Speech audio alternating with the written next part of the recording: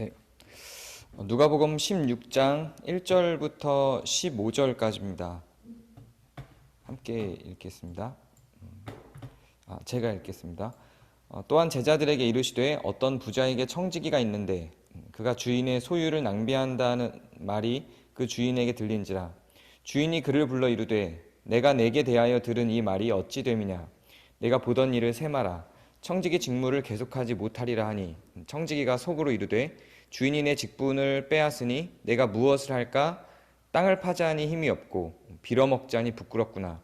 내가 할 일을 알았도다. 이렇게 하면 직분을 빼앗긴 후에 사람들이 나를 자기 집으로 영접하리라 하고 주인에게 빚진 자를 일일이 불러다가 먼저 온 자에게 이르되 내가 내 주인에게 얼마나 빚졌느냐.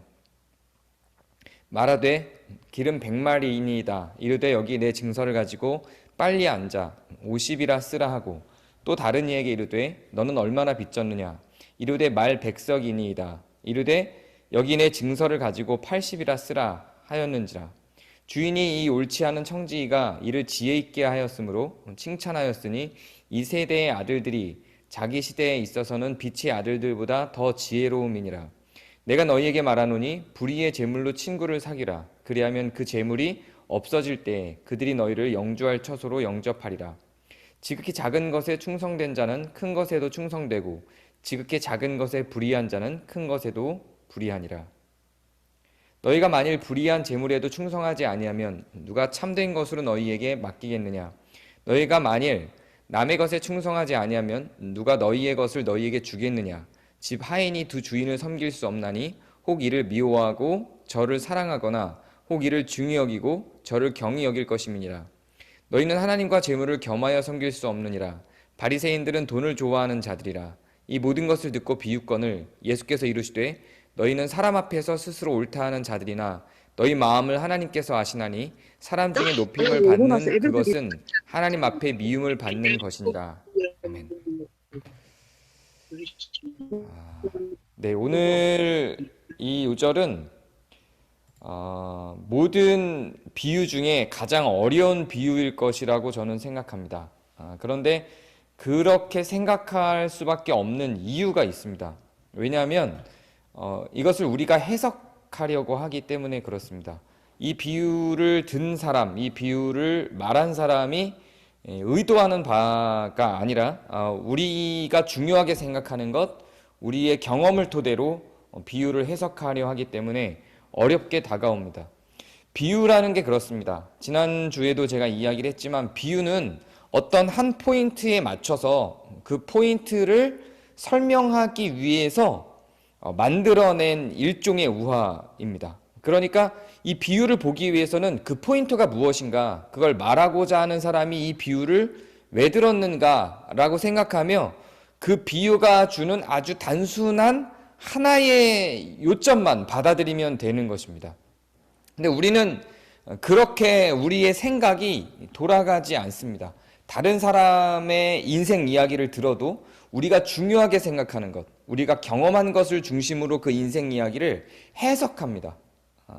책을 읽을 때도 마찬가지죠. 소설을 읽을 때도 영화를 볼 때도 보는 관점이 다 다릅니다. 영화 평론가들마다 책에 대한 평론을 하는 사람마다 그 영화나 책에 대해서 보는 관점들이 다 다릅니다. 그런데 그 평론가들의 관점이 다 달라도 다른 사람들이 A 평론가와 B 평론가와 C 평론가의 의견이 다른 것에 대해서 A는 틀렸고 B는 맞았어 이렇게 이야기하지 않는다는 겁니다.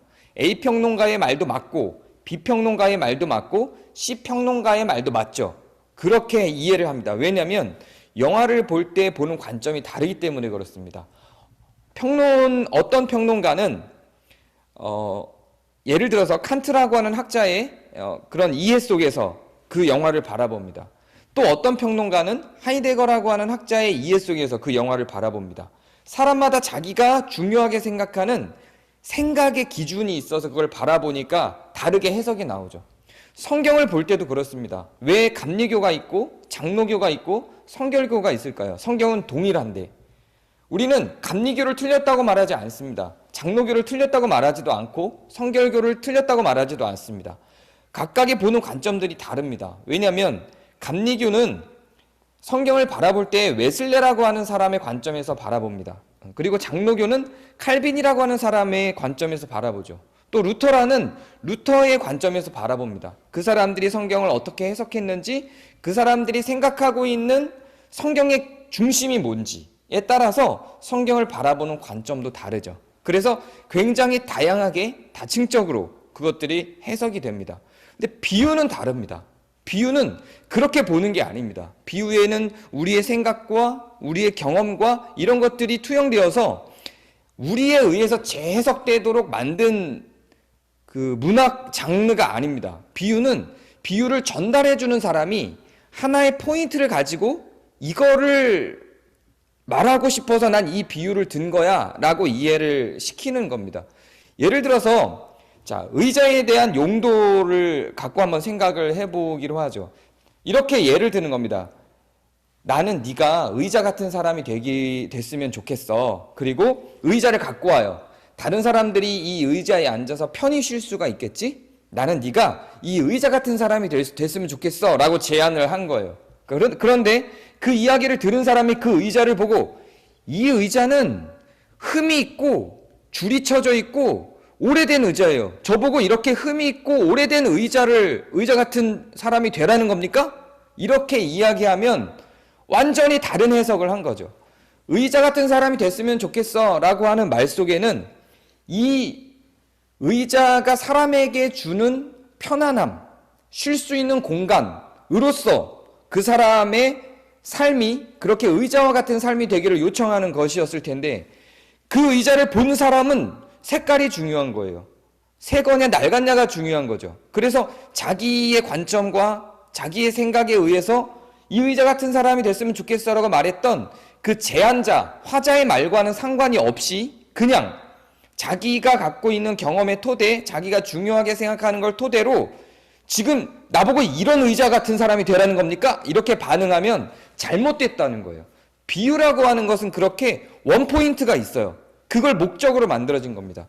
오늘의 비유가 어려운 이유는 뭐냐면 오늘의 비유를 통해서 사람들이 힘들어하는 이유가 뭐냐면 이 비유는 원포인트로 만들어졌는데 원포인트로 생각을 하지 않고 이 안에 나타나 있는 아주 다층적인 것들을 자꾸 해석하려고 들기 때문에 그렇습니다.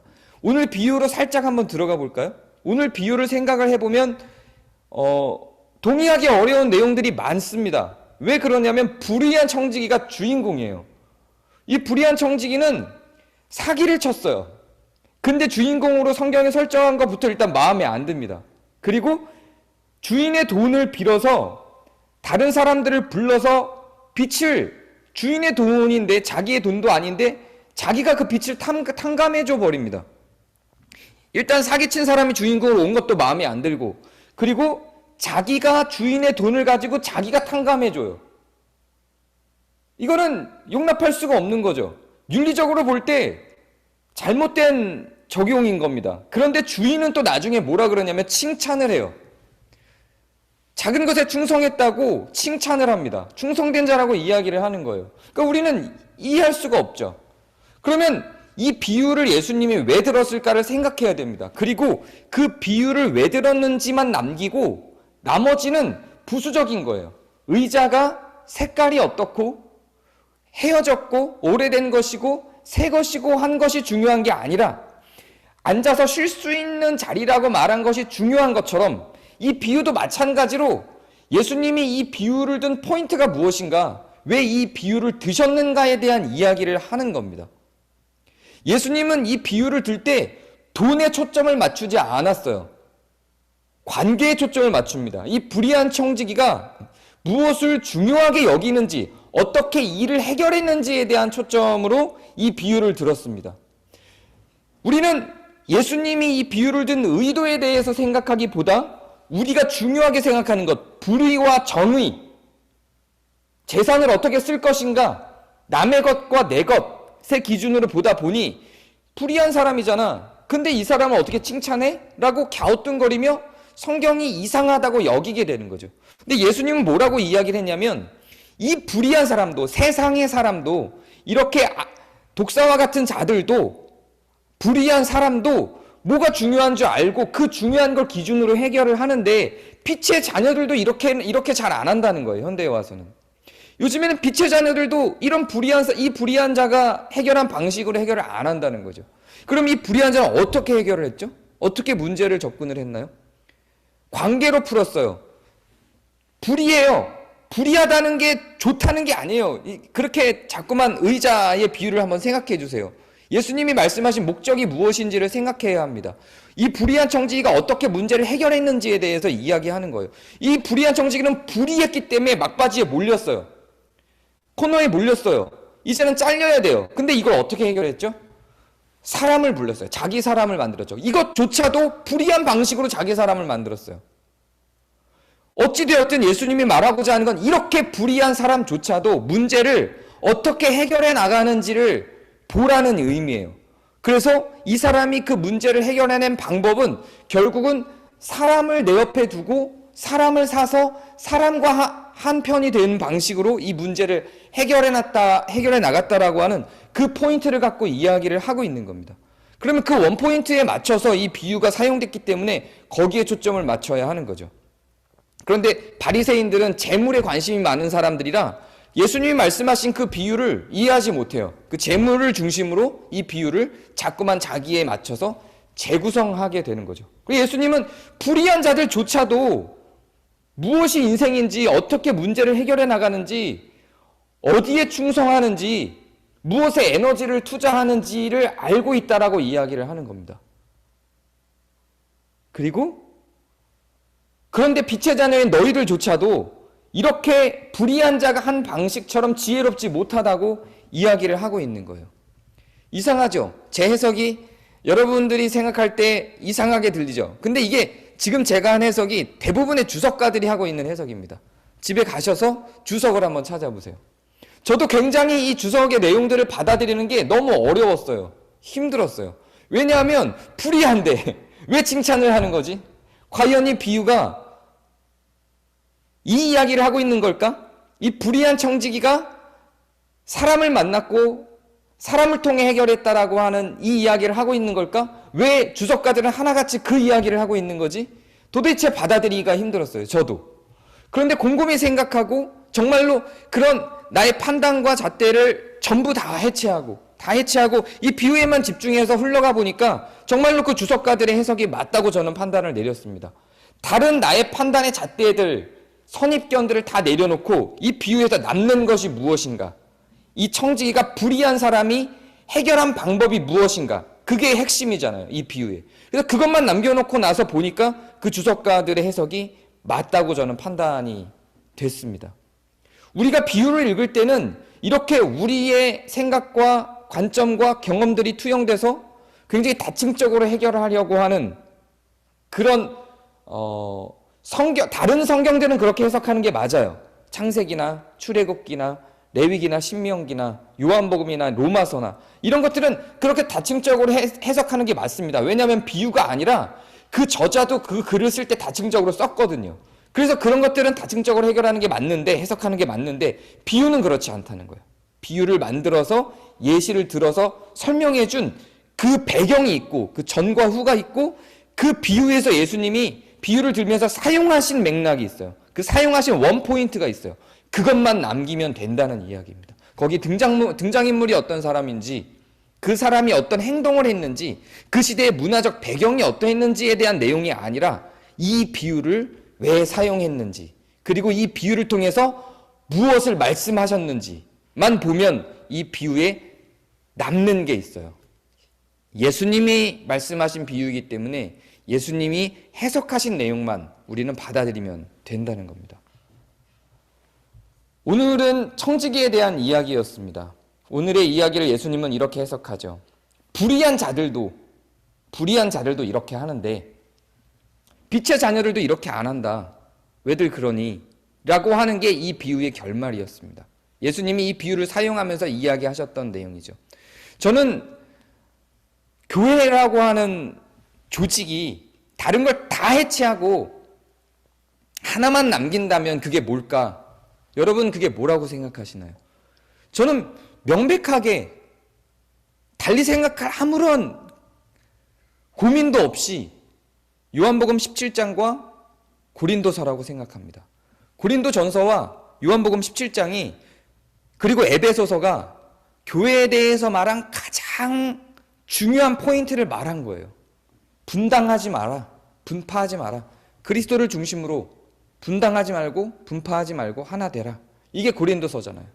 에베소서가 뭐예요? 우린 다 다르다. 근데 하나다. 이게 에베소서잖아요. 그리스도를 머리 삼은 다 다른데 그리스도를 머리 삼은 하나다. 이게 에베소서예요. 요한복음 17장은요. 아버지와 내가 하나인 것처럼 너희도 나와 하나다. 그리고 너희들도 다 하나야. 라고 말하는 게 요한복음 17장이죠. 저는 이 고린도전서와 에베소서와 요한복음 17장 안에 교회에 하나만 남긴다면 만들어질 수 있는 그 요소가 있다고 생각합니다. 그리고 오늘의 비유 안에 바로 그 요소가 담겨 있다고 생각합니다. 교회의 본질이 무엇일까요? 교회는 무엇을 향해서 가야 할까요? 거기에서 뗄 수 없는 것 두 개만 이야기를 하자면 그리스도와 함께함이죠. 그리고 그걸 하나로만 남기면 함께함입니다. 그 안엔 당연히 그리스도가 있는 거죠. 교회라고 하는 조직 자체가 그리스도를 중심으로 모였으니까 다른 거는 다 해체돼도 괜찮아요. 다른 거는 교회의 중심이 아니에요. 하나만 남기면 이거예요. 이걸 넘어설 수 있는 건 없습니다. 다 이걸 위해서 존재하는 것이고 결과적으로는 저 우리의 신앙의 끝에는 이게 남는 것이고 교회에는 유일하게 이게 남는 거예요. 그럼 그렇게 하나가 돼서 무엇을 할 거냐? 하나가 되는 걸 하는 겁니다. 그것이 우리에게 기쁨이고 우리에게 안식인 거예요. 그런데 다른 부수적인 것들로 의자의 색깔과 의자의 낡음과 이런 것들 때문에 우리는 의자에 앉을 거냐 설 거냐, 의자 위에 설 거냐 의자 밖에 설 거냐, 이런 것들 갖고 싸울 하등의 이유가 없다는 것입니다. 다른 것들은 해도 되고 안 해도 되는 것들이에요. 그런데 그 해도 되고 안 해도 되는 것 때문에 우리의 본질적인 교회의 목적인 하나됨을 벗어나서, 그리스도와 하나됨을, 공동체와 하나됨을 벗어나서 분열과 분당과 분파로 가는 그런 길목을 스스로 만들어내죠. 그게 바로 고린도 교회의 모습이었고, 또 그 반대의 길들로 잘 갔던 것이 에베소 교회의 모습이고, 그걸 이론적으로 잘 정리해서 설명한 것이 요한복음 17장이라고 생각합니다. 그리고 저는 오늘의 이 비유도 마찬가지로 불의한 자들조차도 문제를 해결하는데 사람을 통해서 사람과 하나 되는 방식으로 해결을 하는데 빛의 자녀들도 그렇게 못한다, 그렇게 지혜롭지 못하다라고 말씀하시는 그 예수님의 답답해 하심이 우리들에게 들려지기를 소망합니다. 제가 기도하고 오늘의 말씀을 마치겠습니다.